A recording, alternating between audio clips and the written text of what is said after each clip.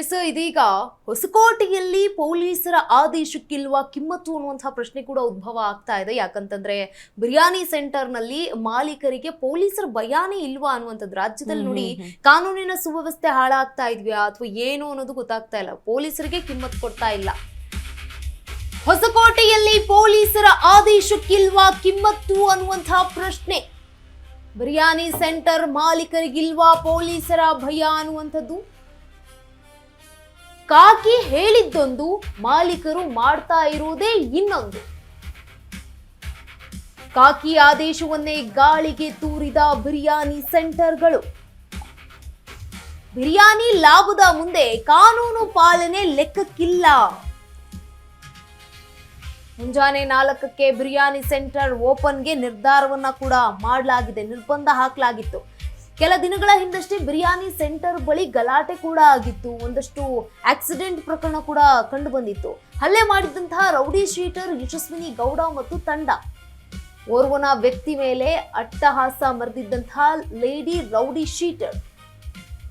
ಗಲಾಟೆ ಪ್ರಕರಣ ಹಾಗೂ ಅಪಘಾತಗಳು ಹೆಚ್ಚಾಗ್ತಾ ಇದ್ದಂತಹ ಕಾರಣಕ್ಕೆ ಬೆಳಗ್ಗೆ 4 ಗಂಟೆಗೆ ಏನು ಬಿರಿಯಾನಿ ಮಾಡ್ತಾ ಇದ್ರಲ್ಲ, ಅದ್ ಮಾಡಬೇಡಿ ಅಂತ ಹೇಳ್ಬಿಟ್ಟು ಮಾಲೀಕರನ್ನು ಕರೆಸಿ ಸಭೆಯನ್ನ ನಡೆಸಿದ್ರು ಹೊಸಕೋಟೆ ಪೊಲೀಸರು.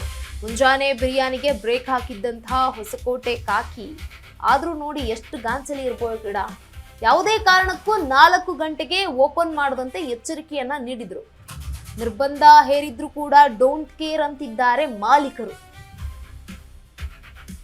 ಮಣಿ ದಮ್ ಬಿರಿಯಾನಿ ಸೇರಿ ಹಲವು ಹೋಟೆಲ್ಗಳು ಓಪನ್ ಆಗಿವೆ. ಆದ್ರೆ ಪೊಲೀಸರ ಆದೇಶ ಗಾಳಿಗೆ ತೂರಿ ಬಿರಿಯಾನಿಯನ್ನ ಮಾರಾಟ ಮಾಡ್ತಾ ಇದ್ದಾರೆ. ಬೆಳ್ಳಂಬೆಳಗ್ಗೆ ಬಿರಿಯಾನಿಗೆ ಮುಗಿಬಿದ್ದ ಯುವಕ ಯುವತಿಯರು. ರೌಡಿ ಶೀಟರ್ ಯಶಸ್ವಿನಿ ಗೌಡ ವಿರುದ್ಧ ಎಫ್ಐಆರ್ ಕೂಡ ದಾಖಲಾಗಿದೆ.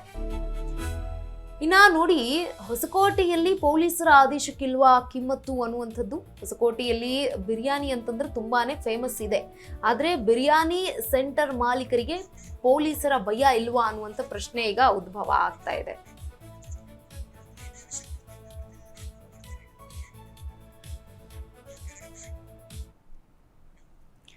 ಹೊಸಕೋಟೆ ಬಿರಿಯಾನಿ ಅಂತ ಅಂದ್ರೆ ನಿಜಕ್ಕೂ ನಮಗೂ ಈಗಲೂ ಕೂಡ ಬಾಯಲ್ಲಿ ನೀರು ಬರುತ್ತೆ. ಅಂದರೆ ಅಷ್ಟರ ಮಟ್ಟಿಗೆ ಫೇಮಸ್ ಬಿರಿಯಾನಿ. ಬಟ್ ಎಲ್ಲದಕ್ಕೂ ಕೂಡ ಒಂದಿಷ್ಟು ನಿಯಮ ರೂಲ್ಸ್ಗಳಿರುತ್ತೆ, ಅದನ್ನು ಫಾಲೋ ಮಾಡಬೇಕು. ಸೊ ಹಾಗಾಗಿ ಪೊಲೀಸರು ಕೂಡ ಒಂದು ಏನು ನಿಯಮವನ್ನು ಕೊಟ್ಟಿದ್ದಾರೆ ಅದನ್ನು ಫಾಲೋ ಮಾಡಬೇಕಾಗುತ್ತೆ. ಇನ್ನು ಇದೇ ವಿಚಾರಕ್ಕೆ ಸಂಬಂಧಪಟ್ಟಂತೆ ನಮ್ಮ ಪ್ರತಿನಿಧಿ ರಾಮು ಒಂದು ವಾಕ್ಥ್ರೂವನ್ನು ನಡೆಸಿದ್ದಾರೆ, ನೋಡ್ಕೊಂಬರ.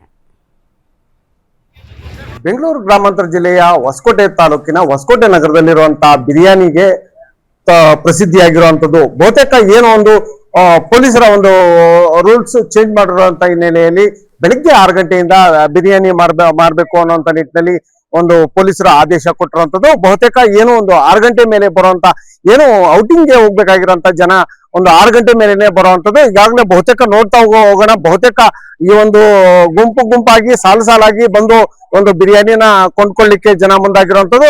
ಇನ್ನು ಏನು ಈ ಒಂದು ಹೊಸಕೋಟೆ ಅಂದ ತಕ್ಷಣ ಬಿರಿಯಾನಿಗೆ ದೊಡ್ಡ ಮಟ್ಟದಲ್ಲಿ ಫೇಮಸ್ ಆಗಿರುವಂತ ಏನು ಹೊಸಕೋಟೆ ನಗರದ ಪ್ರಮುಖ ಬಿರಿಯಾನಿ ಸೆಂಟರ್ಗಳ ಮುಂದೆ ಜನ ಸರತಿ ಸಾಲಿನಲ್ಲಿ ನಿಂತಿರುವಂತದ್ದು.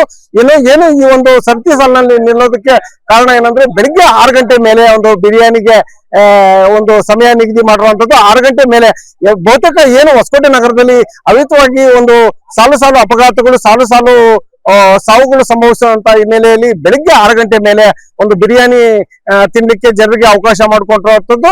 ಈಗಾಗಲೇ ಏನು ಸರತಿ ಸಾಲಿನಲ್ಲಿ ಜನ ತಾಮುಂದು ಅನ್ನುವಂತೆ ಬಿರಿಯಾನಿ ಕೊಂಡುಕೊಳ್ಳೋದಕ್ಕೆ ನಿಂತಿರುವಂತದ್ದು. ಇನ್ನು ಏನು ಒಂದು ಹೊಸಕೋಟೆ ನಗರದ ಒಂದು ಪ್ರಸಿದ್ಧವಾಗಿರುವಂತ ಬಿರಿಯಾನಿ ತಿನ್ಲಿಕ್ಕೆ ಕಾರ್ಪೊರೇಟ್ ಮಂದಿ ಮತ್ತೆ ಯುವಕರು ಕೂಡ ಬಹುತೇಕ ಸಂಖ್ಯೆಯಲ್ಲಿ ಒಂದು ಹೊಸಕೋಟೆಗೆ ಬರುವಂತದ್ದು.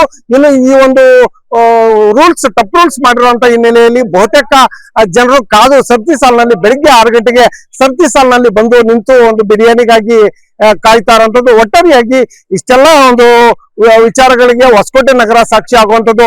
ಈ ಒಂದು ಏನು ಬಿರಿಯಾನಿ ಕೊಂಡ್ಲಿಕ್ಕೆ 6 ಗಂಟೆ ಮೇಲೆ ಬಂದು ಒಂದು ಬಿರಿಯಾನಿ ಕೊಂಡು ತಿನ್ನುವಂತ ಒಂದು ಸಿಟಿ ಮಂದಿ ಮತ್ತೆ ಯುವಕರು ಈ ಒಂದು ಬಿರಿಯಾನಿಗೆ ಬೆಂಬಲ ನೀಡ್ತಾ ಇರುವಂತದ್ದು.